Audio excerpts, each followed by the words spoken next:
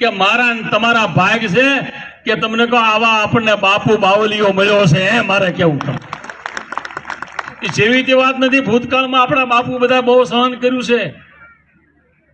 કલ્યાણદા બાપુ કેમ જીવ્યા એ મને ખબર છે, વડીલોને ખબર છે. અને જગદીન આપણા બાપુ હતા ગોમતીદાસ બાપુ, એ કેમ જીવ્યા અને કઈ રીતે થયું છે એ આપણને ખબર છે. આપણા મારા ને તમારા ભાગ્ય હારા છે. અને મારે એ કહેવું છે, ગોમતીદાસ બાપુ આપણે વચ્ચેથી વે ગયા ત્યારે મને તો બહુ હતી, નાના મારથી મોટા એને બધાને ખબર છે. એ વેદના હતી કે હવે હું દૂધરેજનું થશે એમ, પણ દૂધરેજનો ઠાકરને વડવાળો છે. યાદ રાખો તમે. એ ગોમતીદાસ બાપુ ફરી વખત આ તમને કહું જન્મ લઈને આવ્યા એમ આપણને આ પ્રગટ થયા છે, આ પીર પ્રગટ થયા એમ થયા છે બાપુ. અને આપણે માટે મહેનત કરે છે. અને સાધુ આવા સરળ ન હોય, મહંતો સરળ ન હોય ને પડકે જવાતું નથી. તમે સમજી લો. એ